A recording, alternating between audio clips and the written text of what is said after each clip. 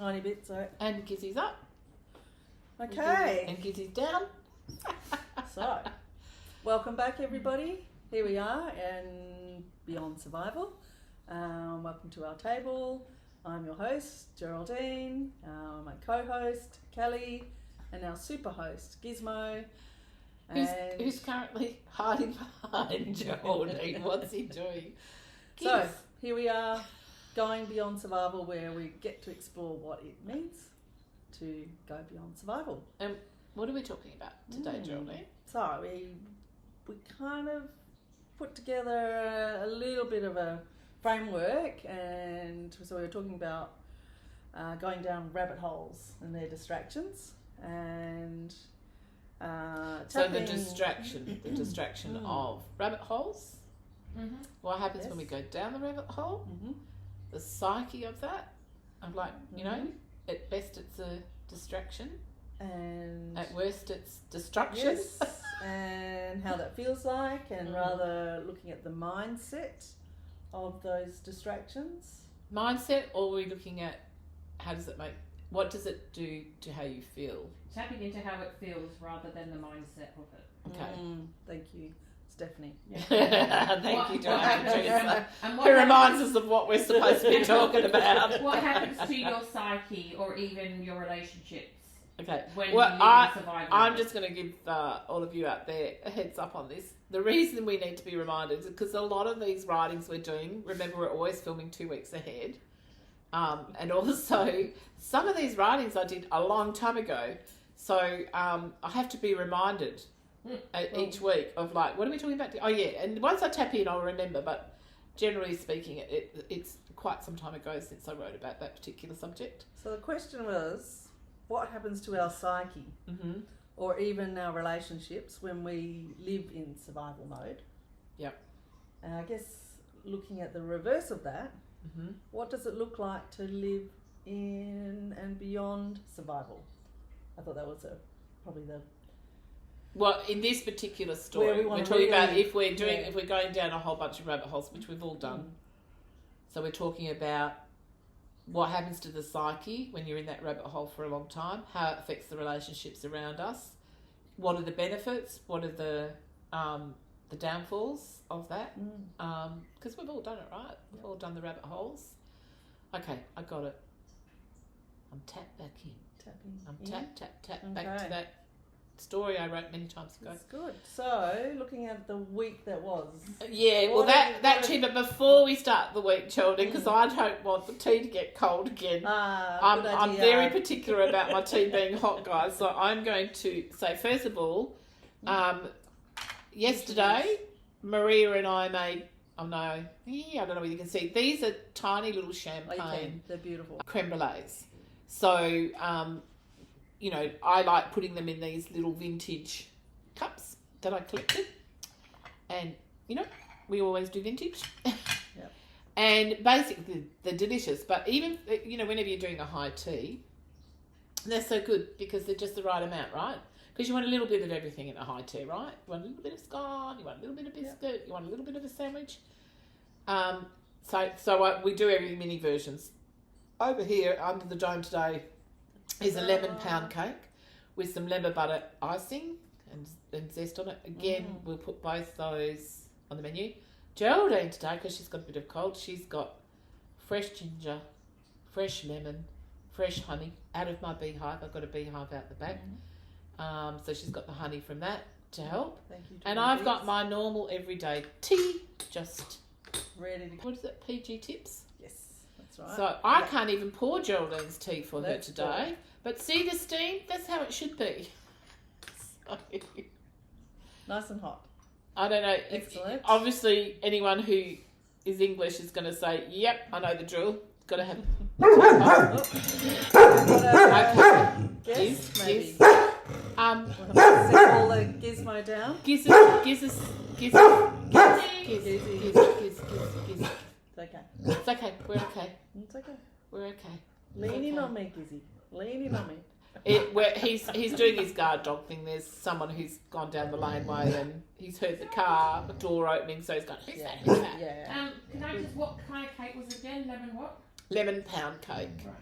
Again, I always post the link to. I put them up on the recipes on the Substack page, and the link is always in the description on the YouTube video. So you just push that link, and there's the recipes for both these for you. So that's that done. Thank you. Anyway, cheers to everyone joining us. Yeah, And cheers, Kelli. good luck with you. And we've got Art Deco tin cups today. Absolutely beautiful. And I'm loving your little egg cups because they just take me back to 1960s. 60s. Yeah, that's the colours are that's gorgeous. exactly where they come from. I've just got a little look at I hunted. Oh, these ones are Art Deco. Made in England. Yeah. Hayfield. They're beautiful. No, I don't know about this one. I forget. Someone brought this as a gift for me, so I forget. Oh no, this is Alfred. Oh, this is Alfred Meekin. Of course it is. I should recognise that pattern. Sorry. Alfred Meekin, and it's England also. Princess shape. So this range was called the Princess shape, Marigold Princess shape. Alfred Malcolm is quite a famous English. It's beautiful. China. Oh, I love welcoming people to this table because Yeah. it's just, I don't know, it's lots Welcome of to our table. There's lots of beauty and lots of memories Yeah. and lots of Well, nourishment. that's it, isn't it? and- All this stuff for me, the reason I collect all this is because it does, it represents somebody in the 1930s or 20s was using this set. Mm. So I think about all the people who've gone before us. It's a bit like a house. A house holds memories of all the people who've lived there, right? Yeah. And through all the different decades. I love that stuff. Love it. Now, as far as up-to-date kind of conversations on the political front, we did talk about AUKUS last week. Nothing has changed, but as soon as there's any further development, I will let you know. But at the moment, status quo normal. What I was interested in seeing this week, what was happening in America, being the mirror for the world. Of course, as they realise that they're losing popularity, Trump's losing popularity from both sides. They're getting desperate, and so they sort of invoke this gerrymandering kind of situation in Texas of trying to create so that those 5 seats that currently belong to the Democrats, they're hoping that they can take those seats. And of course, what's happened is New York and California has threatened to do the same, but only if they win this in Texas. On top of that, you also have, hopefully, by the way, we've got mics on today, so we're hoping that's going to work for you all. Just thought I'd mention that. But yeah, and the other thing that's happening is that he's actually, I've got my little notes here, sorry about that. He's actually invoked military and police takeover in Washington, D.C. That was on August the 11th, 2025. It's, Section 7440 of the District of Columbia Home Rule Act, declaring a public safety emergency. Like, suddenly, there's this emergency in Washington, D.C. I think, they've tried a lot of the other laws. The first one was, the 17th, that was only ever invoked twice. That was in wartime. This is another story of invoking a law that is only reserved for emergency situations. And I think it's all what they're trying to do is get one of these laws across or get away with invoking one of these laws and it working so that they can invoke martial law. I've said that all along. And when I've looked it up kind of legally, and I'm no legal person at all, but I ask a few friends and then I do a bit of a research on it, on some of those older laws, and their chances are slim, but it's possible, and we have to be aware of that, because what does that mean, not just for America, but how does that play out in the world is always my question. How does it affect, of course, the first people it affects deeply are the Americans themselves, and I cannot imagine being in America and living in a country that's meant to be free, and they've had that experience for 250 years, and most of them would not see all of this coming, even though it's coming. They don't know how to stop it. Like, I think I was telling the you damage that is done, even if down the track what they've done gets reversed, which is what's happened through the courts, a lot of the things that were done, even with Doge, have been reversed. People have been reinstated and stuff. But the problem is... They can barely keep up. They can barely keep up. Such And an every onslaught. time Yeah. some of this drama happens in America, we're not separate from it, because it affects also what happens around the world. Well, I was just telling you, I've got family members who've just travelled right across the US. Shout out to Tim and Zoe. And as a family, everywhere they went, as soon as they said they were Australians, the beautiful, American people would say, "We are so sorry." Yeah. Why would you have to apologise? Absolutely. For It's what your government is doing, which for the most part is out of control. Doing to the world. To the world and to the world, people. Yeah. To the first casualties of the American people. We must always remember that, and I want to reiterate that whenever we're having these conversations about what's happening in America, our support and love is for the American people. It is the government, the current government, that is causing all of this drama for the Americans themselves, or the country itself, and how that plays out in the world is what we like to look at. Why does it matter, let's say, if this is another avenue they're trying to invoke martial law, or let's start in Washington State by, invoking this military police takeover in Washington, D.C. What is it? It's, yes, Section 40 of the District of Columbia Home Rule Act. I think it's still the precursor for the desire to put the whole country in martial law, and that again then plays out in the rest of the world, because that directly affects the economy, just like the tariffs do in America for all kinds of reasons, and that plays on the bigger financial board across the world. It economically has the impact. Whatever that happens in America, and whatever they do, even if it's a ripple effect and we don't feel it till later, it's like they're not currently feeling the effects of the tariff. But make no mistake, by October they will be, because a lot of the companies, when they heard the tariffs were coming, stocked up on goods. All the bigger corporations stocked up on goods, knowing that was, this is the last shipment we're going to get in before the tariffs hit, if they hit. So they're not going to actually, the people on the ground level going into the stores and paying, they're not going to feel the real effect of that probably until October, I reckon. And that's still playing out. The tariffs are still up and down and all over the place, and he's going to sanction Putin. Of course, we know that's never going to happen. He's going to meet Putin, Atlanta. That's never going to happen. Putin's not going to go to that. He's bunkered down in his own country, for goodness sake, in his little bunker house. That's where he lives most of the time, apparently. So the chances of, and I didn't know this, but someone told me the other day, Michael Park, who kind of watches the whole political scene over there quite closely too, said no, he's got two doubles that he uses often to go out in the public space. That's been a long time scenario. Yeah. And I sort of said, well, that makes sense. I mean, the man's scared, as he should be. I think you can see even an uprising in Russia, really, can't you? And this nonsense of leaving Zelensky and Ukraine out of the negotiations again is just ridiculous. And I just hope that Europe can stand their ground. I know they always have to be open to the United States helping, but I think there's many experts I've been listening to, especially experts around war, that say, shut it down. Just get on with doing what you need to do. That it's not worth the energy and the conversation anymore with the Trump administration. Most of them say that. Yeah. The best thing you can do is do a carny. Just ignore it, move on, get out there and get yourself organised. Do a carny, I like that. Yeah, do a carny. Sounds very The whole world needs to do a carny, I think. think. Yeah, and of course the other news in Australia, which again was overdue, but it has finally happened, that now our government and the Prime Minister have, Albanese has finally publicly announced that, our preference is for a two-state solution in Israel.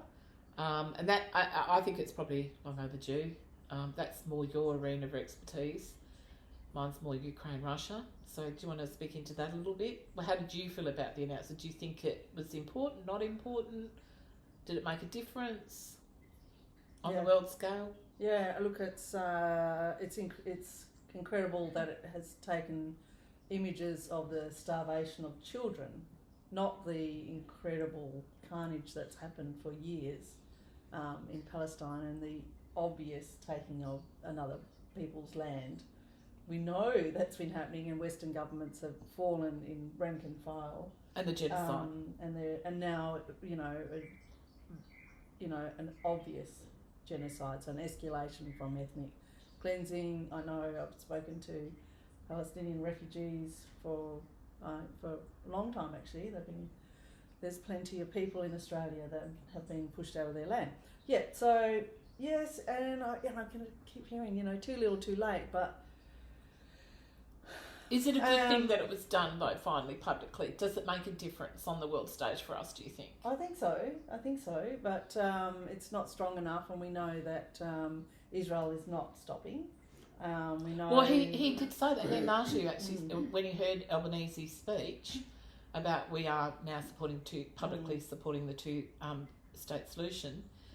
He said, we will do what we want to do. Yeah. At the end of the day, it doesn't matter what the rest of the world wants. So how do you... Yeah, how do you stop someone who is crazed? It's belligerent. Yeah, and crazed. But it's been successive governments that have led to this. And, I think I really think that the Palestinian situation is a litmus test for humanity. And I've thought that for a long time. Can you explain that a little bit more? Well, I remember a Palestinian person saying to me, and it just didn't hit the ground because I had no idea really what was going on. But that they said that Palestinians are guinea pigs for the. Now I see it as they were probably saying the one world order. And that they were being experimented on for the power of and empowerment of. They've literally had their resources taken. They've literally been degraded as people, and it's I can't even talk about the depravity of the whole situation. No, it's just like beyond comprehension, really, isn't it? And it's happening now. But what was interesting to me, and I've been kind of noting, is that we focus on women and children, and the idea that we say that we have empathy towards women and children, and through this whole process, the situations I guess the treatment of men in literal imprisoned and tortured. Well, I was about to say that. On. It's just it's such a why can't we care for everybody? And it's But just on that note, I actually think that the imprisoning and the torturing is happening to all Palestinians. Because whether they're civilians and you're talking about the mother-child starvation thing, or the men being taken away and being physically tortured, it's the same thing. It's all torture. Yeah. And it's all... Anyway, this is the response I had to it before was... Yeah, it is.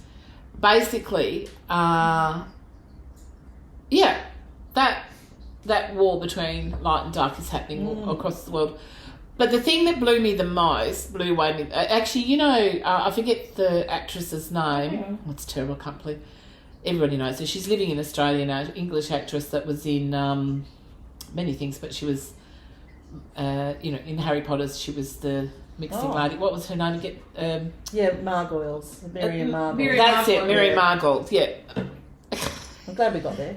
He just, look at that. He just went, how... I've got a confession. I'm really bad at remembering names at the moment. I remember concepts and I remember people and their faces and what they were wearing. Endearing, I'm a visual artist, what can I say? So I have to check in with Geraldine. It's definitely all the time about, have I got that name right? Have I got that? Sometimes I forget my own name, so that's where it goes. That's right. I think everyone understands we all need a brain trust at times. Yeah, so that's definitely let's just be each other's brain trusts. Thank you. I appreciate that.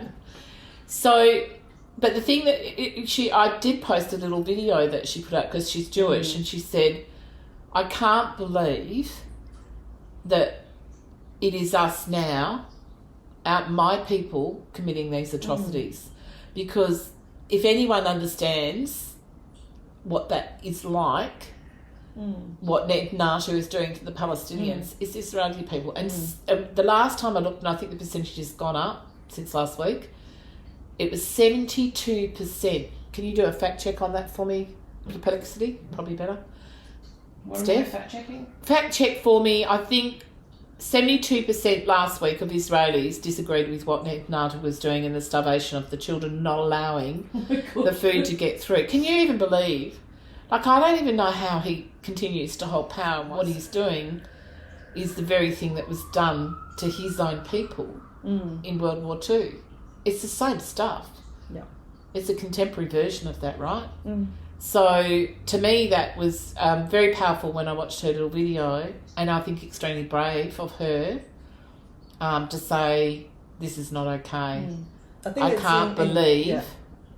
It's increasing numbers and individuals that are speaking up now and understanding. And I think Jewish people, there's a word I'm now trying to think of, Kelly, you might. But I think what's really happened in the last probably 100 years, and it was actually before the World Wars, but they're to find a safe haven. I'm talking about Zionism now as an ideology or ideology. Have subverted religions, including Judaism.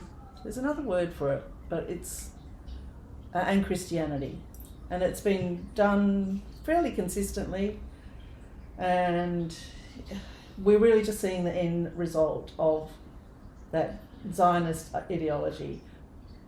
It's not. I like that you use the word ideology. Oh, that's right. That's what it is, and I guess there's probably not enough but the tables are turning. I was just trying to think with the. It's quite incredible to think that governments are now standing up and saying there needs to be a two-state solution. When Israel was formed, it was 2 states. Do you think? And then it's covertly being taken away. And it's it's obviously devious, but it's the same as Nazism, and coming in on people's fears and the fear of obviously people not feeling safe and shoring themselves up with something that seems to promise something, doesn't it? It's an age old. A lot of the tools that all of these dictators and fascist kind of leaders around the world are using are the same. It's so obvious. We all should be aware that. To me, it's like if you're asleep and you're not seeing it, I'm like, what are you not paying attention to? I think for the most part, everybody knows what the autocratic kind of playbook is, right? Or the fascist playbook, because it's the same, and really again, we have to blame Trump for this, because by him being the leader of the free democratic world, actually putting his support into these dictators and fascist leaders, he is giving I'll say it again, I know I've said it before, but he is giving permission to all the bullies around the world to have a voice. He has personally given them a voice by not fighting back with Putin, by not fighting back with Ned. They're his friends. And everybody needs to remember that. We have a president who is the most powerful person in the world on a political basis and is giving dictators around the world permission to be out loud and proud and get on with the business of being, the bully, because he sees it as strength. That's insane. Well, and you can see in the UK, they've just arrested just under 500 protesters Can you believe that? No, I cannot. I so didn't know for that had happened. Oh, that's just I did happened. not see that bit, yeah. And it was an organised protest. They gave notice to, but they've changed laws. So who's responsible for that? Because UK, UK Parliament, they've changed laws, so they've made it a terrorist act to even say, I think it's Free Palestine. I might be, it's just virtually mentioning Palestine. So the placards that have Free Palestine. There's meant to be a democracy as well. What the hell's going on there? Yeah, well, this is why people are coming out in their droves. And but they literally are. So we had some autocratic sleepers in the parliament in the UK. Is that what we're saying? That's right, and it's exactly what's happening in the US has given license to extremism, because that's, for somebody to be holding a placard in a public space and to be arrested and under the Terrorist Act, which they more than likely won't be charged. But if they were, if they wanted to make it an example of them, it's up to 14 years in prison. So now we've got a democratic country like the UK. So who are the sleepers that signed off on that law? What is happening in the parliament over there that law was even signed off on? Yeah. First of all, that's scary. Yeah. That's really scary. Especially at a time when there's just increasing awareness of the, I guess, the atrocities on the planet, because it's all. And do you know what? I even think what Trump's trying to do in Washington DC, there is an element of that in there, because if they turn it into a military state, right? If it's the precursor for martial law, guess what? They can invoke that. You're not allowed to go out and protest, right? They get more control about controlling protesters, because we already know that every month there's been millions of people hitting the street in each city, all 50 cities, protesting against the Trump administration. So some part of me thinks that's another little part of the playbook to go down the road as a precursor. And now you've just told me that. I didn't know that. I don't know why I didn't know that, but I didn't know that. Because it's just happened. It's just happened. I know, but I'm usually pretty onto these things, but I've missed that one. That's scary, Geraldine. That's really scary for us. For United Kingdom. And Australia as well. We're very linked. Yeah, 100%. We're part of the Commonwealth. AUKUS. And AUKUS, the AUKUS deal. Yeah. You have to ask, because the AUKUS deal is also, it's UK, America and Australia. And the UK have their own factory, if you like. They're building their own sort of, versions and doing the training over there. Our people are in America training with the Americans. So they're way ahead anyway, but you have to wonder they always say follow the money. So what's the money behind that? Has that got any relationship with them? It sounds like bending the knee a bit, or what? Did we have sleepers in the parliament over there that were autocratic and they're only just coming out now and showing their true colours? They're all the questions I'm going to be asking this week, that's for sure. Well, remember I was telling you I think parliamentarian from Georgia, Tbilisi. Yeah, Tbilisi, Georgia. Georgia. And there was a story on Foreign Correspondent, and she was the last speaker on the story on, I guess, democracy in Georgia and Russian influence in Georgia. And they've got part of Georgia is occupied, as you know. And she was very quietly spoken. Yeah, and I know who you're talking about. Yes, and her name's not going to come to me. I think she was actually a candidate for she was. And she won, but they didn't allow her to win. Basically, they rigged it. She was very measured. She said, "It's not Russia, it's corporations." Yes. It's multinationals. Yes. That are ruling. That is what is behind all. It's both, actually. It's both. Yeah, because if Putin would have his way, Georgia would be part of Russia, right? Part of the new Soviet Union that he's trying to create. Yeah. I guess why I'm pausing is because we know, and in WA right now we have, a lot of activism around native forest logging at a time where we're seeing unprecedented temperatures and weather patterns across the planet. directly related to climate change. It's And for us- unequivocal. Yeah, you know. and for us, of course, it's the biggest threat is fire because Yes. we're a hotter Yeah. country. So And as it gets hotter with climate change, the more fires that we're going to see. That's the prediction. So we have multinationals. So in a hot case at the moment is Alcoa bauxite mine wanting to expand, and I can't even go through the amount of reasons why we shouldn't be approving this further mining. But we also know that the lobbyists have a lot of power. So this is a US company coming into Australia This and is the logging scary right up part. to our water source. This is why Peter Thiel And- scares the shit out of me. Is the one who provides all the tech for not just Pine Gap, but also for the AUKUS deal for the submarines, Yeah, the yeah. Virginia nuclear submarines. Mm. It's him and many other things that that company does. And he already has a foothold here. That's scary. And now you're talking about another American company that has a foothold here. Yeah, and I mean, we With have plenty dubious of- intentions, guys. Dubious intentions. These are not good guys behind these corporations. It's not a good thing for us. Yeah, We think and that on the top of surface that, it's an economical I guess- thing, but it's not. And that's probably why. Okay, we should put a link to the Yeah, definitely. Alcoa submission because on top of that, it's not profitable. So what is the point of denuding our landscape right up to our Power. main water, one It's of a our power main move. water sources? It is a power move, and jeopardising our. Well, it's what else is there if we don't have water? And then we go have fires. We have bushfires. Increasing. So there is no reason to do this, and they cannot rehabilitate. It's a bit like Trump emptying all the water in California after the fire had finished and wasting that water. What was the purpose of that? He must have known what he was doing, right? I mean, yes, he was doing the theatre of it, the theatre of the politics for his reality show.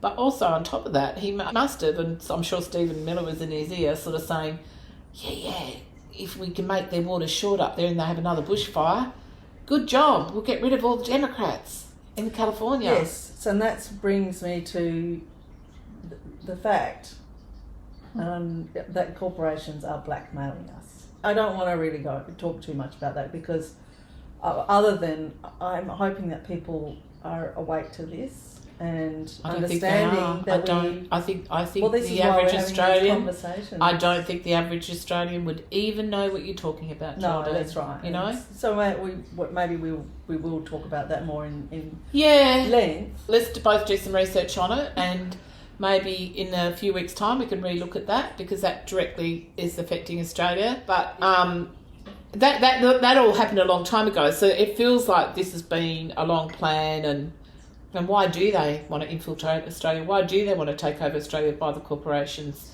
I mean, I'm hoping that people will. My study was arts management, and we had it worked between the business school and the arts facility. So it was WAPA. Mm-hmm. Shout out to all that. Yeah, shout out to WAPA. WAPA people. Who studied that at was WAPA? the fun part of the course, but who studied at WAPA? That's the most well-known Wolverine everybody guy. knows Wolverine. Hugh Jackman. That's it. That Hugh Jackman. So many more. Yeah. Well, Heath Ledger didn't go to But WAPA, by the way. No, but Heath Ledger is from Western Australia. Yeah. And my neighbour actually. Shout out to my neighbour Kerry. Yep. He was a producer for many years with the AB's career producer. She was the one that gave Heath Ledger his first job In in a film. Yeah, I think it was started off as a TV show. I don't know. Kerry Bevan, isn't it? Yeah, Kerry Yes. Bevan. Yeah, Yeah. she discovered Heath Ledger, and then he went over to the Eastern States after that. So, and then of course America. But yeah, so she. The reason why I'm saying it is because Yep. in the I remember doing in a management class where we were, doing assignments on proprietary limited and corporations, the and I differences. just distinctly remember that corporations and proprietary limited is proprietary limited for a reason, and that companies, say, really, weren't able to. There was limitations on what they could do, and limitations on the size of it, and there's also limitations on the time that a company could operate. And I think bring that back, because we know transnationals have become so powerful and so large, and they're larger than and they're making more than countries, in profit, and so they have the most incredible lobbying capacity, and it is beyond and also we know. I'm going to bring up Porsche drivers. We know that people who drive, there's the statistic that people who drive expensive cars are more likely to break the rules of the road. Really? Yes. Speeding, they're more likely to speed. They're more like, They see themselves in a privileged position. Who's more likely to speed, sorry? People with expensive cars are more likely to break the rules. What are the reasons behind that, though, do you think? Now, are you talking about transnationals, or are you talking about people who... Well, the people who are driving the Porsche cars or expensive cars have obviously got money, right? Whether it's through private enterprise or through corporation or through other, it means like maybe it's just a sense of being removed from others. Do they feel superior, do you think? I would say that... Well, that's on us. That's on us, because we told everybody that if you are successful in business, that makes you superior, and good job. And that's not necessarily the truth. It can be the truth, but it also can, don't forget there's many, many, many people who make up the masses that are unsung heroes, right? We don't even talk about them behind the scenes that do things for very little money. Most people who work in government. Now, okay, I'm not saying that government doesn't have a lot of red tape and too much red tape. It doesn't have all its problems.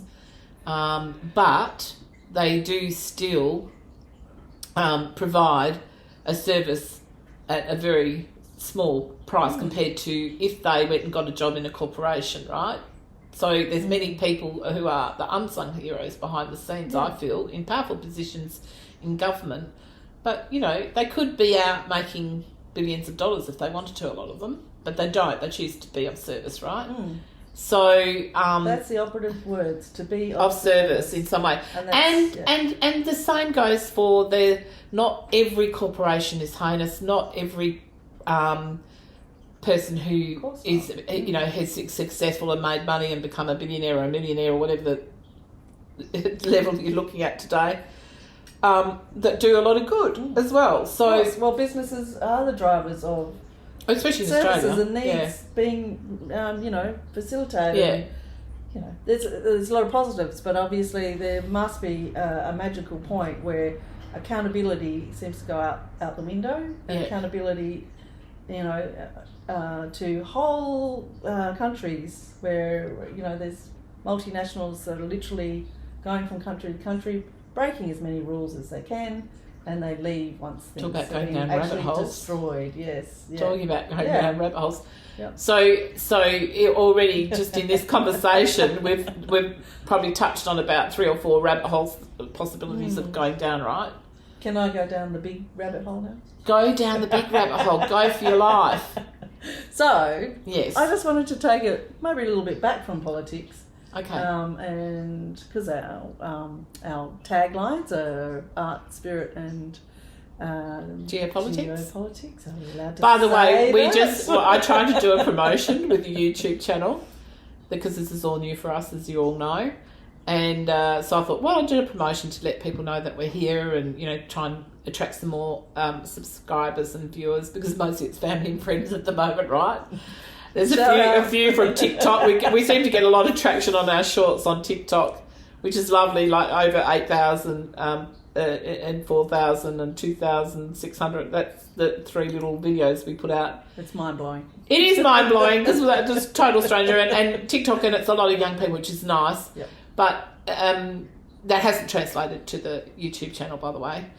So I thought, well, we'll do a little promotion, see what happens. Well, we got rejected because we talk about politics. So the minute that the AI now scans and sees either the word politics or geopolitics or health because of all the misinformation apparently and disinformation. That's the reason that they've put such hard kind of lines in place.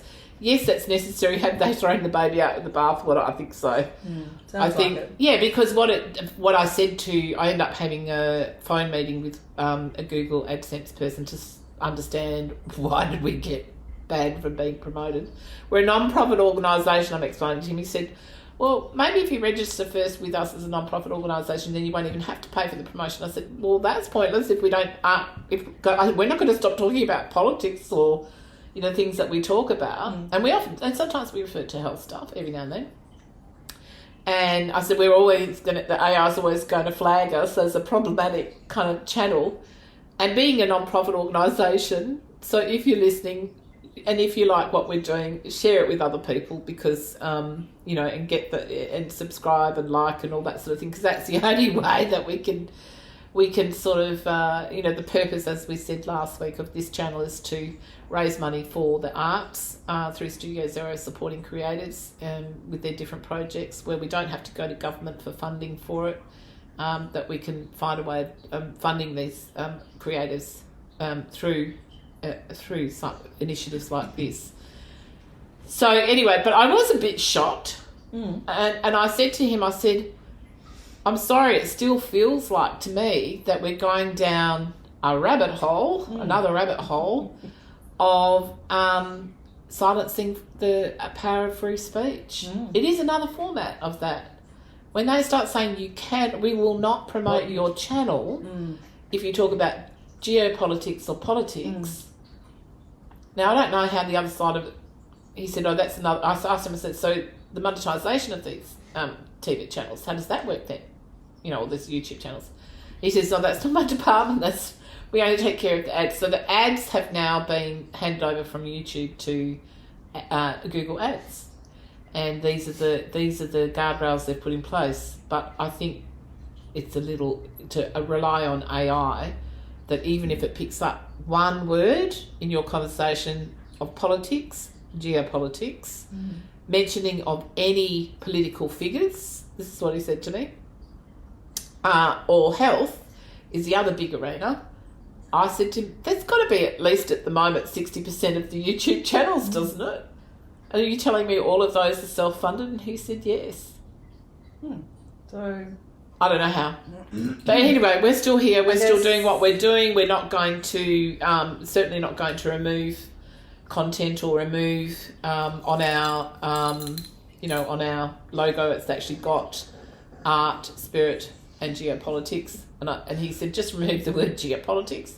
I said, we talk about it. It's still going to be scanned and still picked up in the content sort of thing. So I don't know. It's a very funny world out there at the moment, Geraldine. I feel like we're living between the lines all the time.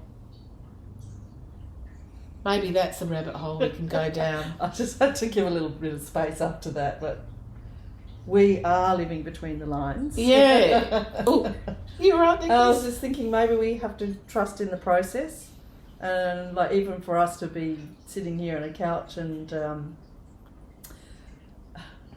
we're a little bit out of our comfort zone, but we put this together because we've.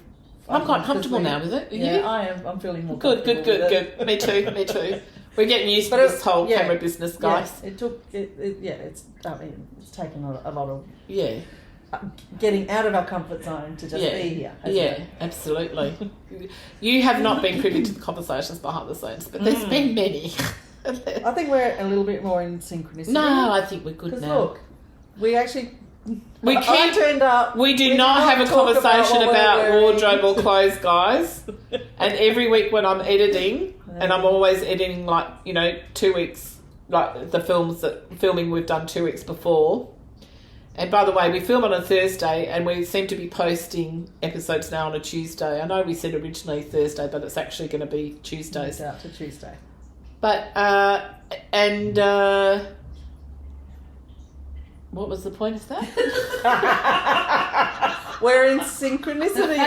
Oh yeah, that's right. So, and then I'm looking at the filming as I'm editing, and I'm like, Jordan and I wardrobes match every week. What's going on? We're getting more and more matchy. Well, this is about as matchy as we've been. She turned up in black and red, and I got up this morning and put black and red on. Slightly different shades. Slightly different shades, but it's all shades of red, shades of black. And I laughed and I said, because I'd just been going through all the footage of the last episodes that we haven't yet edited, and I was like, oh my God, every episode we are just a wardrobe coordinated without conversation. We promise we have not had a conversation about this stuff. Anyway, just a little cute side note, really. It is maybe that's the point. Maybe we're tuning in. We're on the same. We're at the table. We're inviting you to our table, and we're already at the table. Maybe there's something in that. I don't know. Well, actually, I want to know what you mean by living in between the lines. Because everybody's taking such extreme positions. It goes back to that centre point again. If you're at opposite ends of the spectrum with someone, the only way that you can even have a conversation is by both parties moving closer to the centre line. In the middle ground is always more neutral, right? So I'm thinking of it's a concept. So if you move towards the middle ground more, where that's for me where I find my place of peace. What it requires to move closer to that middle ground for both who are at the extreme opposite ends of the spectrum. Like looking at that, you could say Netanyahu is at this extreme end, right? And the rest of the world about what he's doing is at the other extreme end. The only way that you can negotiate even is everybody has to walk towards the middle ground a little bit more, which is uncomfortable for both parties because they really, really believe they're right. And they really, really, really believe they're right. Everybody believes they're right. Exactly, yeah. And the problem with that is there's no room for movement. So for those of us, and it depends on the issues. I mean, I can be an extreme left on some issues and extreme right on other issues. So, but I know that to have the conversation that I'm going to have to let go a little bit and kind of just do a little bit movement.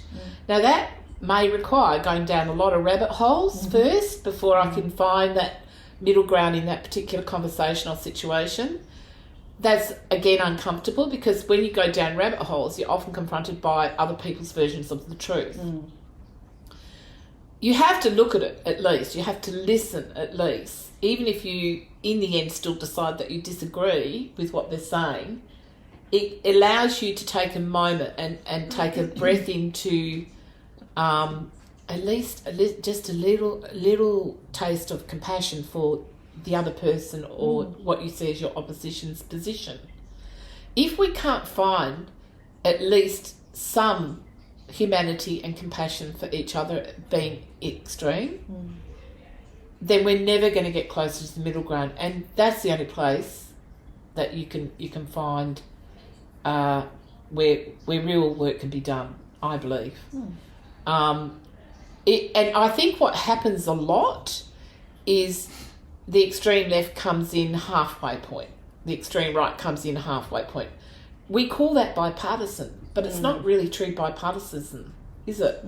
You really have to come right into the centre for it to be true bipartisan. And that is why it continues to fall apart and then bounces back to the extremes.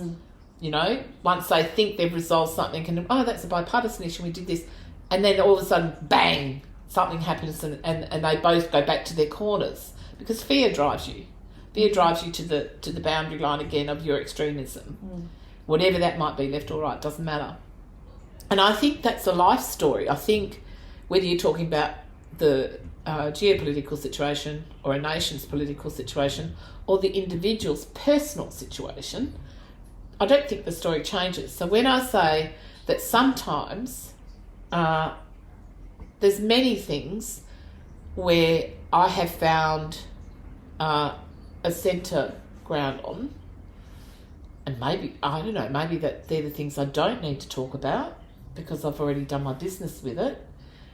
But I do think it's a lonely place. at the moment on the planet, because we're so polarized that anyone who's trying to find that the in between lines, right? We all know what the lines are, but what's in between those lines? Even moving towards the center ground, in between each line that you draw in the sand is a space of reflection if you take it. Most of us don't, because we're so invested in being right that we don't. But I do believe that's the one benefit of going down rabbit holes. Even if you go down the rabbit hole, you do the business with that, and you come out and you say, you know what, I was right in my earlier thinking, or you know what, I can understand their perspective now. That's the most we can hope for at the moment, I feel. If we are on a particular issue sitting already in between the lines, whether it be not the middle ground, but before the middle ground, it can be beneficial in taking a moment to reflect and breathe.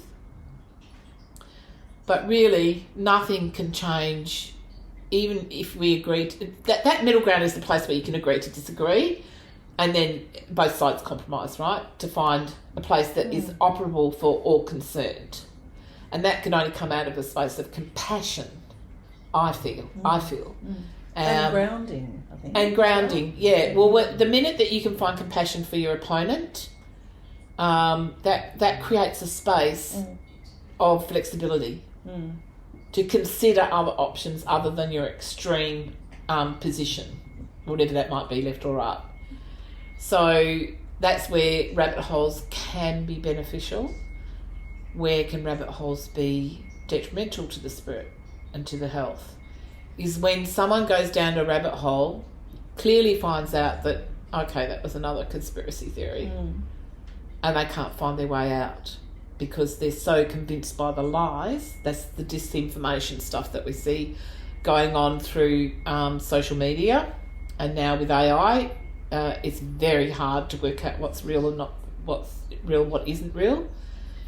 Very hard, very difficult, and you're going to have a whole generation of kids being born now that are going to be born into not knowing anything different, right? So is it an illusion on top of the illusion? I don't know.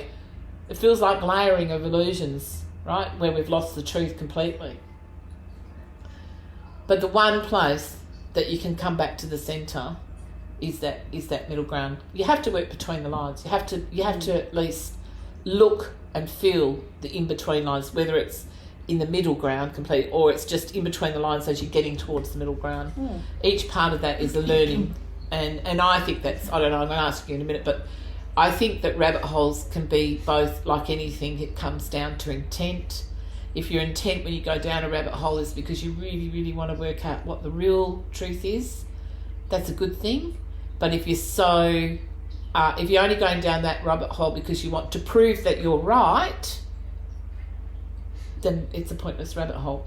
Because if you're taking that position of needing to be right, you're never going to get out of that rabbit hole. You're going to buy into it even further.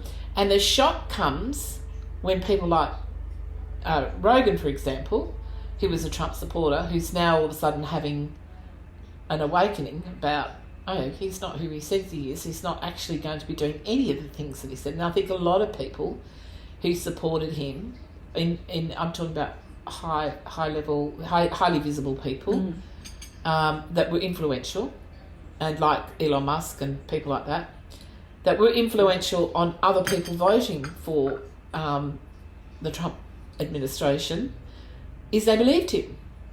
And now they're having that wake-up call that the reality is very different to the illusion they brought into.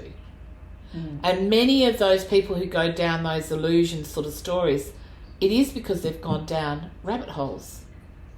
But they're rabbit holes that have held them in a space of illusion. And then it's a bit of a shock for them when they realised what they believed in them, or what they believed in, what they invested in so heavily, is a lie. That's when it's really damaging, not just to them, but all of those who are around them, and then for the greater consciousness, it has a deeper effect, right? Because if everybody, I mean, we're already living in an illusion for the most part, right? You know, if you think of the Buddhist philosophy, which I do agree on this, we are already living in we're already, you know, like, and there's the tech boys that will sort of say, you know, maybe we're living in a simulation.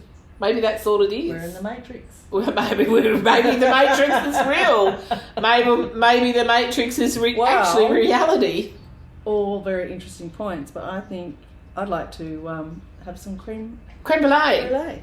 Creme brulee. Creme brulee. And we'll cut the cake too because Steffi wants the cake. Oh, it's nearly time. Look, we haven't had, it's only 1:58. I know. One so, running, thank you. running on time. Now we okay, do. Let's test. Okay, so you ready? Let's We're gonna. There you can see it's got the little. Hang on. Oh, did you hear that? Did you hear that? Yeah, I'm going to have one as well. And then we go. Go. They've been out of the fridge a bit long. Oh yeah, a bit runny. Bit runny because they've been out of the fridge a bit too long. Joining, Steph. But still delicious. Oh, have you got a spoon, Steph? Yeah. They're Still delicious. Absolutely delicious, but they are very runny. You know why? Because Because normally when you serve them, they haven't you leave them set. in the fridge. No, they did Until set. just before. Okay. No, we're set. But you know, even you know, like when I've done them at a dinner party, you don't pull them out of the fridge until the last second. Whoops. And then you do the blowtorch thing and you serve straight away, right? What's in the creme brulee? And they've been sitting there for about 2 hours now, guys. So I know. look, it's just a normal creme brulee, but made with champagne. You know what I'm going to do? I think that's the way to go. Down the rabbit hole. Different kind of rabbit hole, but yep. That was so good. So even though it's been sitting there too long. That was delicious. Well, we're going to have the other one as well now then. All right. I think that Should we cut the cake probably early? Let's cut the cake early then. Okay. We're getting in Because deep. he says, maybe we can Okay. I'm going to have another one because... go for it. We'll put them back on. All right, we'll put them back. We'll put them back. We'll do this, Geraldine. Okay. I'm going to put that one there for I you. do like these egg cups though. Are you able to cut it from that This is, distance? You're very yeah. clever, Geraldine. This is a happy birthday to On camera, it looks like all she's really our- close to that cake, but actually she's really having to stretch to cut it. It's a long one. It's like on the other end of the table sort of thing. If you were that person that had to cut the cake for everybody. Give me your cake, Kel. Just say happy birthday So- to anyone whose birthday it is. Yeah, out happy there. birthday to everyone. Cut that If one. it's your birthday, happy birthday. Happy birthday. This is the lemon pound gosh. cake. Oh, I can already see that it's undercooked a bit, Really? which I knew, but Okay. nobody would believe me. Well, it'll be my birthday next week. I know. Stephanie's birthday. And of course it was Maria's birthday and Lois's birthday. They're all Leos. All the people I work with are Leos, guys. I Stephanie's don't know what in. happened or how that happened. Oh, you didn't get your fancy plate, Steph. I don't want a fancy plate. Steph's not into the fancy. Okay, I shouldn't really say this on camera, but it is a little bit undercooked here. But even with that, it tastes good. So this is 11-pound cake. lemon pound cake. But then lemon butter pound cakes, whatever it is, they're supposed Pound to be a cake. little bit... Moist, but not. There's on the bottom. It's a, Oh, baking's a tricky thing, and I know from looking at it and putting the stick in it, I know straight away, right? Not completely, cooked. No, it could have done with another 10 minutes, but no one would believe me. So I said, "All right, be it on your head." Then. But here we are eating it. Often when we cook things in this house, it's 2 or 3 people who've got their fingers in the pie with it, so to speak. Someone might do the base, someone might do the icing, somebody else might put it all together. But it is still good, isn't it? Do you like it? I like anything with lemon in it. Me too. I've anything citrus. Lemon So curd, even though it's a little bit lemon undercooked, butter. so I'm going to add 10 minutes.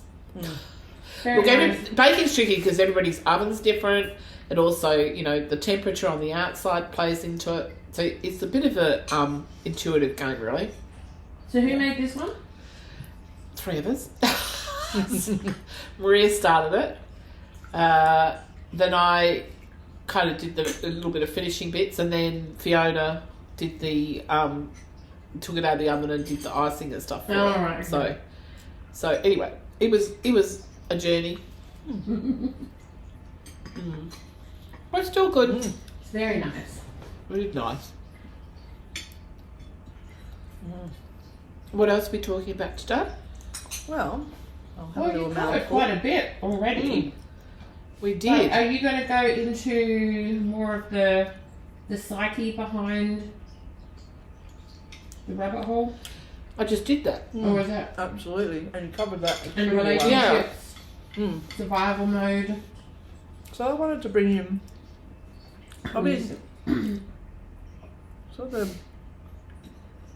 Dolores Cannon. Oh yes, I want to talk about Dolores. That is so fun. Another synchronicity. Geraldine says to me this morning when she arrives, Kelli, I want to talk about Dolores Cannon. I said, oh my God, that's so funny. I haven't watched her for years or read her books for years, and just at 3 o'clock this morning when I woke up and couldn't get back to sleep, put YouTube on, and there was this her previous predictions for 25 and 26. Okay. And it's just her recording of her voice. You know, so it's just like just one image, you know. And I listened to that this morning at 3 or 4 o'clock. It was about 4 o'clock this morning, and then you come in and say, "Let's talk about Dolores." I'm like, oh my God. So I'm not sure if I'm sure there's plenty of people who do or have heard of Dolores Cannon, and plenty of people who haven't. So I'll introduce Introduce her. Dolores and her work, and why I think her work is coming to the notice of a lot of people on the planet. Yeah, It's a planetary awareness. I do think we need to. If that's not going back on, okay. Let's put that back. We No, still, it's living in interesting. Australia, we always have to, even in the wintertime, we have to watch out for flies and This midges. is so true. It's just one of those things. I was going to say, we do have little insects. I know. So Hi, beautiful. Hi. So Dolores is she's no longer with us. No. But But her daughter, and her daughter's taken on her work. Yeah. So Julie Cannon. she's doing a pretty good job actually, from what I can say. Amazing. Yeah. And her work. She's a regressive hypnotherapist and A medium. She was known more well, for her actually- mediumship and predictions, wasn't she? psychic researcher. I actually went That's to. a good way. of putting it. She came to Perth. She had a strong following in Australia, and she came to Perth many times. And I did go to one of her talks, and I met her. Hence, I've got a signed copy of Oh, one of her books. mercy. Yeah. Dolores's The Convoluted To Universe, Geraldine! Book 2. Dolores Cannon, isn't that lovely? And I'll talk a little bit about so what she found. Really. Her and her husband were, I guess, exploring hypnotherapy, and Yeah. in the 60s, quite an early stage. Well, that's really where it became popular, part of popular culture, really, wasn't it? Hypnotherapy. But it wasn't super acceptable. No. And he was a Navy man. It wasn't seen as a clinical tool Yes. to use unless you, I think, you know who, sorry, don't, just really quickly while I think of it because I'll forget later. I think the person who cracked that code was that Jewish psychiatrist that started he was doing hypnotherapy in his clinical sessions, and often he would find some of his patients just, no matter how much hypnotherapy he gave them, he couldn't get them past whatever it was that they were traumatised by. And then he had one patient that went spontaneously into regression. He said, it couldn't work out. Yeah, and the book was called, oh my God, I can't believe I've forgotten. Do you know who I'm talking about? No, I don't actually. Yeah, no. It's not Gabor Mate. No. I'm just trying to think. Yeah. Can you do a quick? By the time you get to No. what's okay? So what's really interesting about Dolores Cannon? Okay, is while that- you're talking about Dolores, you find out for me his name. Yeah. So Who's he was the New York Jewish psychiatrist that, he was very sort of like conservative. But one of his patients started having past life experiences on his table, and he investigated further, and then he kept continuing with that research, and then he wrote a book about it, and it's the name of the book that I can't remember, and I can't remember his name. This is a long time ago. Again, this is like 20, 30 years ago that I read his book. So I'm a bit it's a bit in the past for me to write. I should remember, honestly. Yeah. If it had been yesterday, I probably would have remembered. But so what she found was she was recording. So she sees herself as a recordist, and so what they discovered. It's a fascinating story, and she did present this in the talk. It was just a small. It wasn't like halls or anything. I think it was at a bookstore basically. The talk. But yes, the people in that room were very interested in what she has to say. Was that she did the regression? They discovered was the hypnotherapy technique was going deeper. And hang on, what did he write a book on? Reincarnation, New York psychiatrist. It's called Mind something, had the word mind in it, the title. I wish I could remember. I hate not being able to remember. Well, so she ended up writing 13 books, everything from the times of Jesus to UFOs to the Atlantean times to what we're probably seeing right now, which is being... Yeah, the political situation and the... Not so much that, obviously that's part of it, but we were talking about the 5D, the fifth dimension, and the New Earth... I had, I kind of have walked away from the language of the New World Order because all of these conspiracy theorists are using that now, and all the Trump administration and the MAGA people. That's what it sounds. And even now in Europe, you absolutely. Well, no, they're embracing it as something that should be embraced. I mean, and their version of it or their reasoning for embrace it is completely different to my understanding of what a lot of these prophets, if you like, would have said over the years and calling, and when the New World Order comes, I don't think they were talking about it in the same way that it's almost like they're trying to claim it and turn it into a power-grabbing situation. It's a version of power, and it's nothing, and she doesn't use that. No, and that's why that comes across. I don't use that word anymore because it's now been bastardised, if you like, really. Well, it actually is describing the subversion of power for authoritarianism. Yeah. So now, but it's not. Wasn't originally. No, there's a lot of different prophets and spiritual people who used to, say that's we're all going to this new world order as it was a good thing. I never did believe that it was. I always thought it was conspiracy based. All right. But anyway, go. Dr. Brian Weiss, Many Lives. That's it. I have heard of. You have heard it. Many lives. Many masters. Many masters, many lives, many masters. Many lives, many masters. Yeah. And it was Dr. Brian Weiss. I don't know why. I can't believe I'm getting so bad now these days with names and labels. But anyway, now thank you, Stephanie. So that if you want to look, most of you would have heard of him before, or if you haven't, it's a good read. Have a read of it because it gives a new perspective on the idea of have we been here before. And he comes from a very sort of medical kind of factual kind of place, not from a spiritual place, although that's what it becomes for him later. But he does, so that's a good thing. I think what Dolores Cannon's work is so profound is it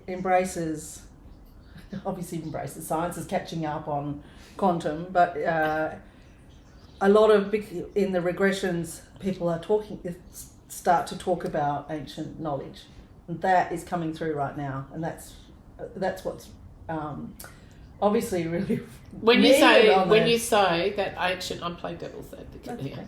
When you say that a lot of that ancient knowledge is coming through now, what do you mean by that? Well, there's 13 books to explore that she's written. You're talking about that she's written, and it's literally what people have said under regression, and the conversation she has. But what's interesting is she starts to talk to people and their higher self, and we've talked many times about talking in there's a higher being of each person, for sure. And I guess doesn't matter the language you call it. Yeah, we all have that better, more pure part of ourselves. Yeah, and I have done a little bit of NLP, neuro-linguistic programming, which is used in all sorts of areas. Shout out to my friend education. Carsten Pedersen. He's that which you are talking about. Yes. He's the practitioner. And I have experienced being able to go into your timeline, which is just fascinating. So I guess and that was around the time that I was exploring and reading things like Dolores's Convoluted Universes. Is that there is a store of knowledge, a great store of knowledge. They call it the Akashic record. Oh, the Akashic records. Yeah, there's Mattias taps into that. He has a pure knowledge of that without going to any sources. And if you fact check what others have written about the Akashic records and everything, he's right on point. So it's interesting. Yeah. But she's really a lot of her subjects are there's an urgency, increasing urgency, and I guess that is that we are coming to some sort of finite point. And she talks about that knowledge being, the ancient knowledge being latent and needing to be reactivated. Rebirth. Yeah, and that's obviously in our... Going back to rewilding. Individual rewilding, collective that's rewilding. Right. And self-knowledge, finding your place in the world, your strength, but also that people probably, they need to be a certain strength to deal with that knowledge, I guess. So it's that knowledge will come to you when you need that. So that activation is, But I don't know. Yeah, I think that's true. But I do think also we can go kicking and screaming with that. If we don't want to shift, I have watched it. It's not going to be activated if you don't want to shift. And I have watched it over and over again. Spectacular people who have extreme life experiences, and yet they still go kicking and screaming to what they know to be the truth. Whatever their internal truth is, and everybody's internal truth might be different. That's not the point. The point is that you need to find your own truth in each story, right? That's what Beyond Survival's about. At the end of the day, if you want to go out of survival mode on a particular story or issue, then you have to embrace your own version of that. But often we're shown a way out, particularly talking about addictions, right? You can see people get caught in a loop, and they just... That's another rabbit hole moment. Keep going around and around and around, because you don't... When you are so invested in a particular truth, it's very hard to hear or see anybody else's version of the truth. Or even if reality is knocking on your door to show you that that truth you have invested in is a lie, I think it's very hard for people to let that go. Because if they have to let those ideas of being right about a particular story, and it often happens in the religious and spiritual realm, then it means that you can feel like your whole life has been a lie because you've invested in that lie so heavy. And I just want to say to anyone who's listening who has had that experience or feeling that right now, believing that you can't get out of that or that you have to own all of that space is the illusion. It's okay to be wrong. It is absolutely okay to be wrong. And actually I think you learn far more from the mistakes you made or the beliefs that you invest in that you then later on learn is is a lie. It takes courage, I get that. It takes courage to say, oh, and then sometimes it takes time for reality to hit, but never, ever, ever feel it's not possible, and never, ever feel that it's not okay. It is always okay. It means that, yes, you may lose the particular frameworks that you've built for your life. There may be people in your life that fall away because you are all invested in the same story together. but it doesn't mean it's not possible. It's always possible to do a left of mind shift, get yourself out of that rabbit hole that you went down for so long in, and just take a moment to take a breath and see, is there a different reality? And is it possible to have multiple realities all happening at the same time? Is it possible that both things can be true at the same time? I think so. I absolutely think so, right? So I just wanted to add that little bit in, because I know we are, what people tend to do when extreme world events happen as it is now, is they get further invested in whatever their version of the truth is.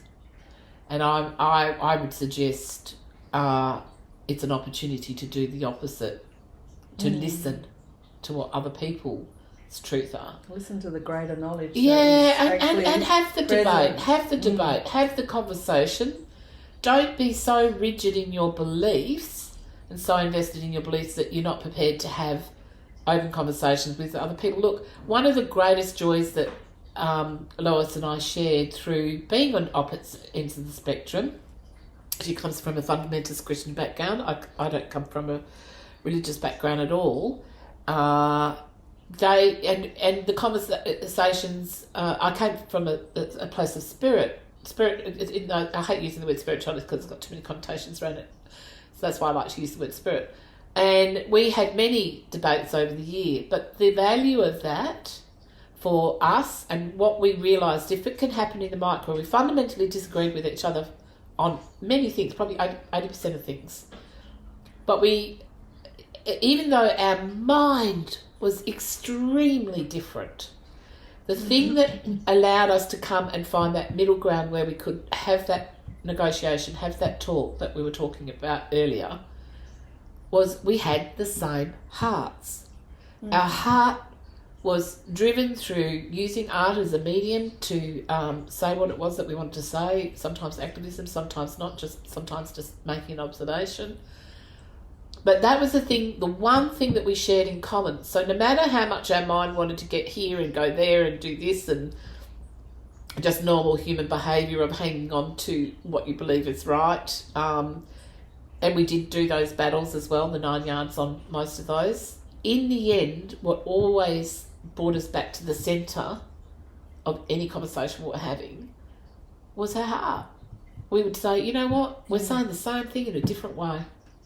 And then we had the glorious experience of when we travelled together and toured over in South Korea, where we worked with a couple who were Muslim and heavily invested in their faith. We talked to a Filipino lady who was heavily invested in Catholicism. We talked to another friend who was Canadian, who was he wasn't invested in his Judaism, but he grew up with that. And all of us sitting down together talking was quite incredible, having deep spiritual conversations. And again, it was quite amazing. If you allow the heart to enter into that conversation, you can find a place where you can go, you know what, we are all talking about the same thing. We just have come from different pathways. And I'm continuing on my path. Lois is continuing on her path, and I'm sure that these other people I'm talking about have continued on their pathway. But it doesn't mean that you can't have a conversation or place where you can meet in the middle. So if it can happen in the micro, as we call it, that tells me it can happen in the macro. And I think that's what's going on around the planet at the moment, is we've got that's why the macro version of that. There's a few, I guess, things that really stood out. I mean, some of the people that Dolores is interviewing, and they really, it's a wild ride, everyone. It's a wild ride. Are you going to read out a little bit? I am. Good.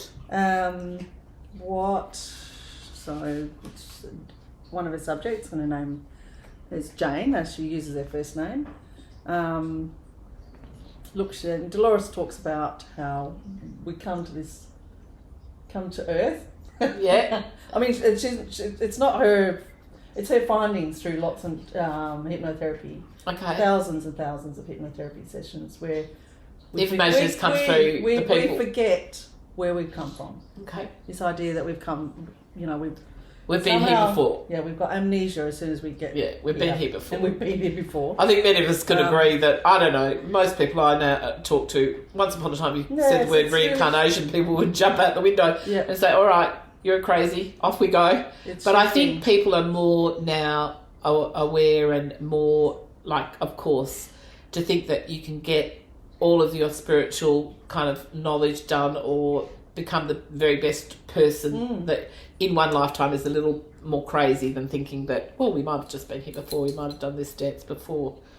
I tend to be of that ilk, and I think there's more and more people that understand that that's the truth, don't you? Absolutely. I'm hearing it more and more. I don't know if it's because I'm having that conversation. Well, it could be, but my experience is compared to 20, 30 years ago when I knew it to be the truth for me. Yeah, I just noticed this is thoughts of these. So this is really deep stuff. I'm just fluffing the Gizmo's hair because he's got, because mine. I don't know whether any of you noticed, but Geraldine and Gizmo have the same colour hair. Yeah, well, not quite, but yeah. Look, we are twinning on camera. Bit. Look, you look identical. Do you want to hop up, Giz? Do you want to come up? What's going on, Gizmo? Come on. Want to come up? No, he says I'm quite comfortable here. Thank you very much. Jolly good. Okay. On count of 3, you ready? So this book explores a bit Atlantean times through one of the... Actually, there's many subjects, and this is one thing that Dolores has talks about, is that information... there's common themes in time when she's obviously... she's conducting sessions and she notices common information coming through. So this book does touch on the Atlantean. People talking about the times of Atlantis and obviously the great fall of Atlantean times. And what's so interesting about that is it's a lot of lost information, isn't there? So there's there will be people that will say that's pure conspiracy, that we had a lot of information about Egyptian times. Which is concurrent to Atlantean times and Lemurian times before, But the Lemurian times were before the Sumerian times. So, and there's a lot of information about Sumeria, but not Lemuria. So but even now with some of the tablets that they've been studying for years and years from the Sumerian times, which is basically the beginning of humanity as we know it today. And when they were the first to start recording, right? Recording everything in a visual way. So they created their own language, and that's all carved out on these clay tablets, really. But what has made them believe now that even the Anunnaki part that became the Egyptians, that, Anunnaki, the stories around Anunnaki have been mostly mythologized and not considered to be a true story. But now what they're discovering... Well, this is funny that this is what they trust. On these tablets, there's actually documentation of the finances of the Anunnaki. And they took that seriously as, that means that they must have existed because they're actually recording taxes and all that sort of stuff, which I thought was interesting. That's only just been recently. And there's plenty on the Anunnaki and Dolores. Yeah, well, but most people up until this point, just recently, have believed that it was more a mythological story. And now what they're saying is actually it's now turning up on tablets not as a storytelling exercise. If they're recording numbers and books and taxes on these tablets of the Anunnaki, then maybe that this civilization did exist, and maybe that is what became the Egyptian culture. It's only early stages of them finding out this information. So. Well, I think this information's coming through for very good reason. Okay. And so, just talking about her experience, and it was in the lifetime of Egyptian times, as we say, Egyptian time. And back in Atlantean times, so this is Jane talking about, if you didn't, there was something, if you didn't what? Just let me... The divine has been working with people so that they have those out of the ordinary experiences. That's natural. So back in Atlantean times, if you didn't, there was something wrong with you. It was a natural thing to do. I don't know if this is making any sense yet.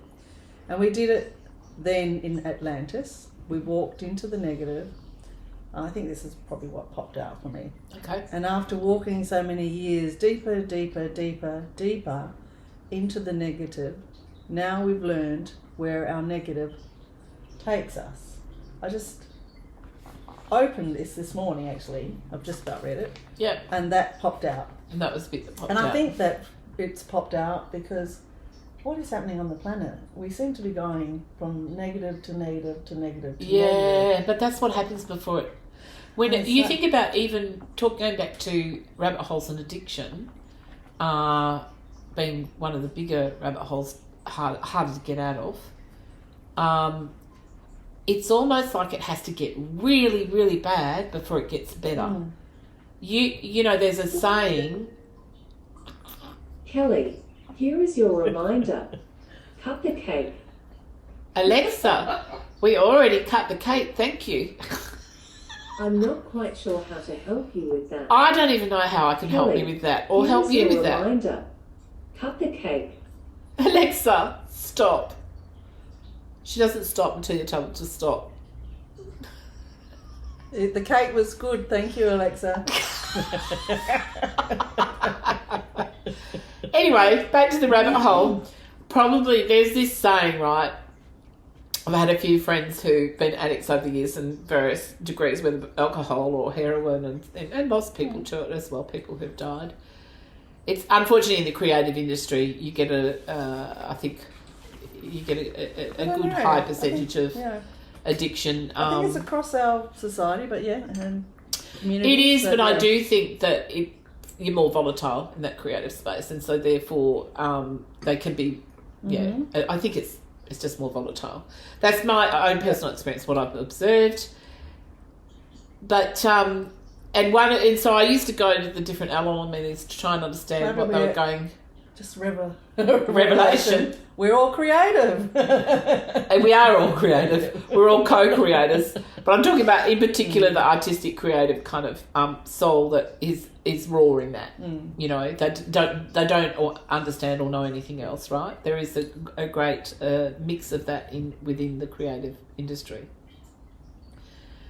And one of the things that they often talked about in these Al-Anon meetings to relatives and friends is we tend to enable them further because we want to rescue them. And the best thing you can do is to say no and walk away.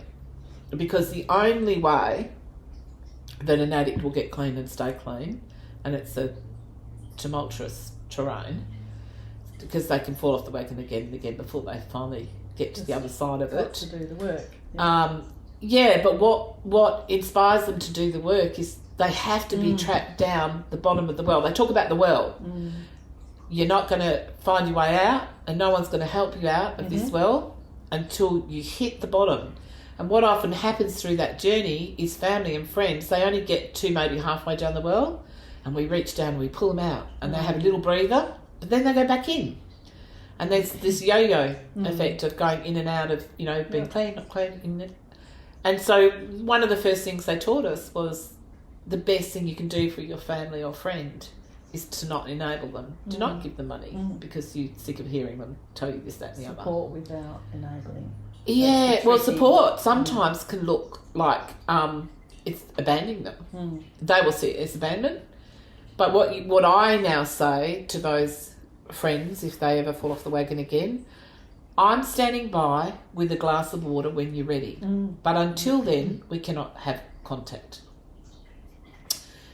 In another way, all of us have a personal experience of that, where when we're doing the business with something, sometimes and maybe we're doing this on a planetary level, just going back to what you're saying, maybe on a planetary level, so on a collective, a co-creating level, as well as on a personal level, we're all going down our personal, not just rabbit holes, but landing in the bottom of the well is the only place, as dark and as horrid as that might be, maybe that's the only place that we can get it. Hopefully you get it before but sometimes on the bigger issues or the big stories, it's like you have to kind of hit the bottom of the well before you start climbing back out again, right? And I think it is a time of reckoning, of saying, you know, am I going to make it out of this? Am I going to be able to get myself out of the world without help? You know, because then you have to turn within. You have to come back to you and the higher power of your own self. I think that's the only way out of those, you know, being in the bottom of the well or the rabbit holes or whatever it is that you're doing a nosedive on. So maybe she's talking or making a reference in that moment that we're all collectively at the bottom of the well at the moment. So it's going to get worse before it gets better.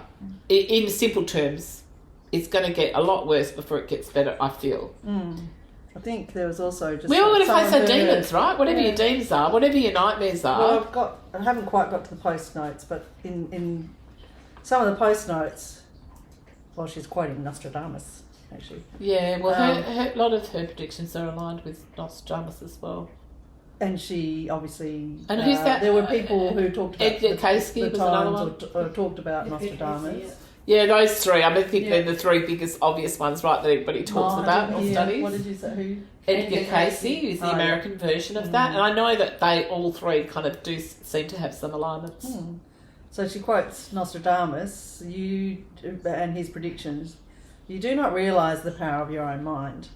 By focusing on the reality you desire, you can create it. Your energy is scattered. Once you learn how to focus and direct it, you are capable of creating miracles. And also the opposite. If the power of man's mind is that powerful, think of the power of group mind once it has harnessed.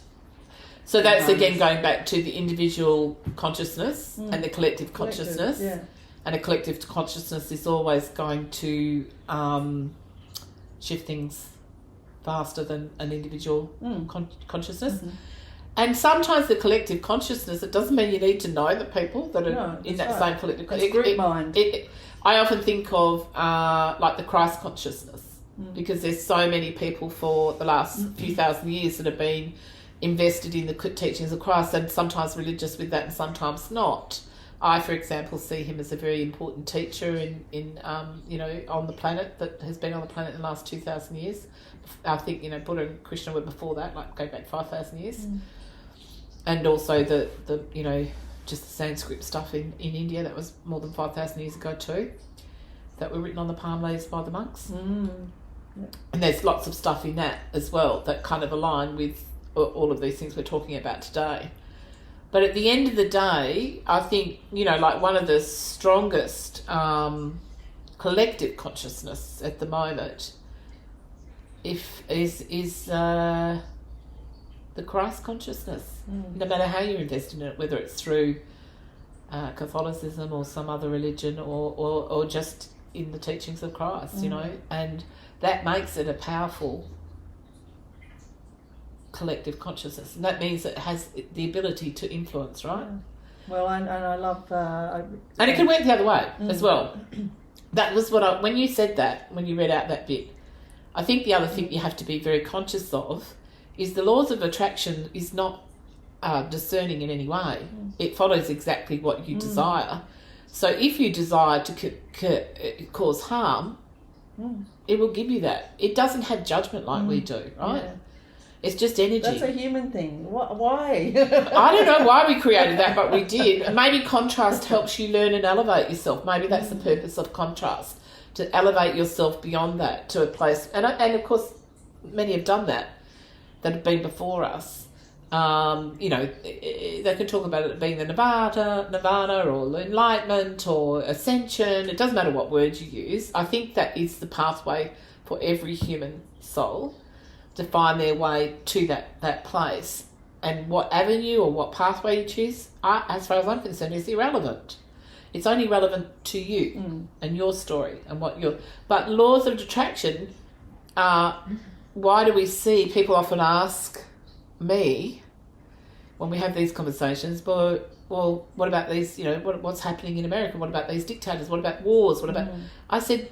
That is what they have created on a grand scale, and then there have been enough people invested in their belief system And look at just what, I mean, Trump is the perfect example, and same with Putin, how they can sell a story to the greater masses. If the story, if the Hitler, and if people, NATO, if people invest in the story, it creates a collective consciousness, which gives that consciousness power.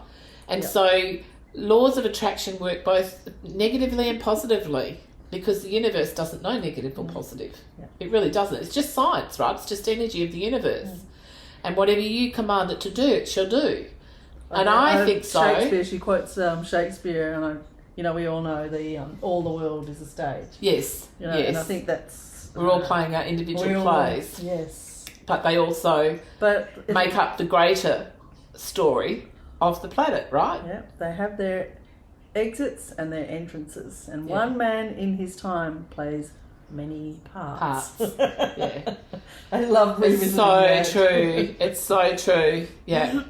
So play your part, everybody. Well, you got no choice. You can go kicking and screaming, and most of us do, especially when it comes to dropping old belief systems or changing because you've had an experience. We go kicking and screaming because we've invested so heavily into ideas that may not pan out. But it is that collective consciousness, that but again, even the individual, it doesn't matter what you're wishing for, or what you're hoping for, or what you're, laws of attraction just say, how can I help you? What do you need? What do you want? And if what you want is not good, it doesn't mean it can't be created.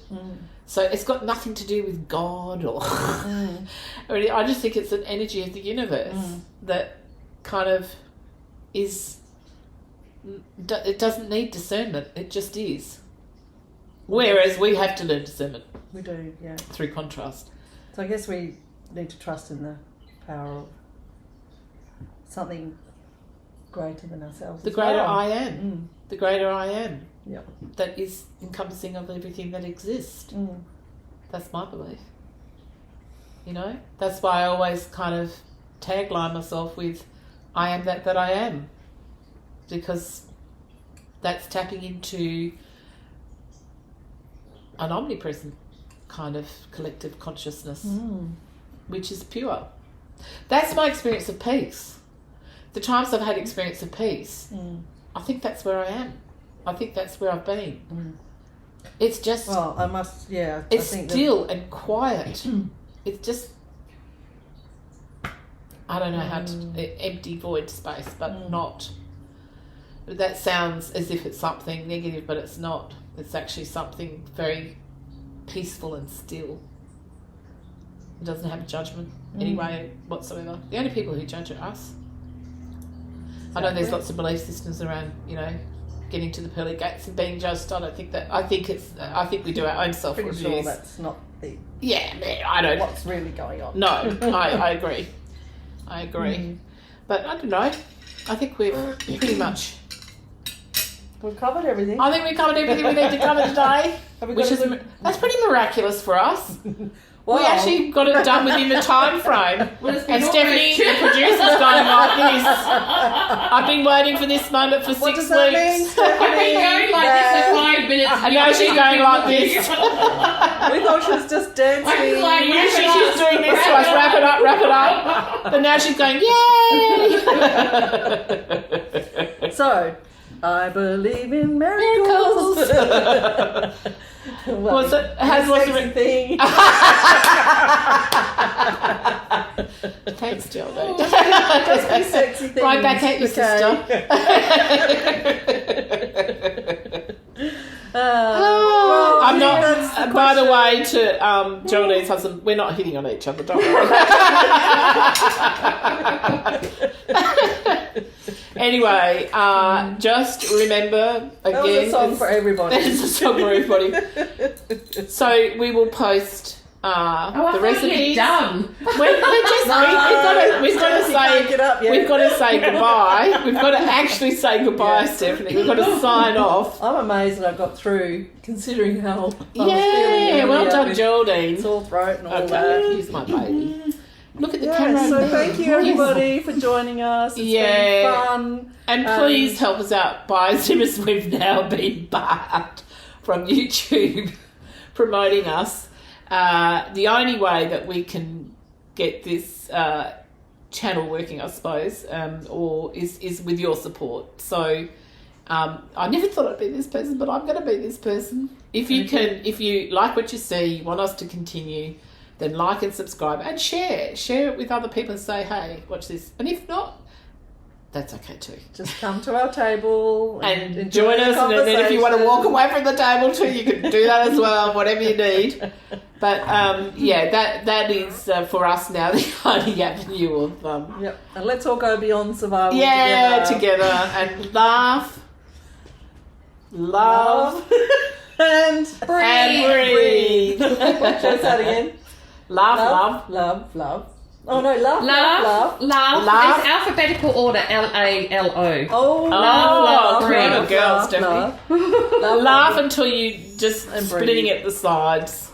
Love immensely always with the greatest of purity. Full heart. And then just breathe, because with all this chaos, you've got to know how to breathe, right? And keep connecting. Just keep breathing and connecting, Keep connecting breathe, to yourself and to others. Yeah. And go for a walk in the park when you can. Yes. But we're about to take this little one to the park soon, so good job, Giz. All right, we're done. Listening. All right, bye.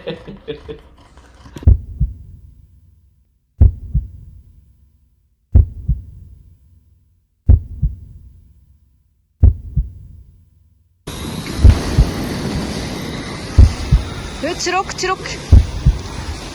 Gut.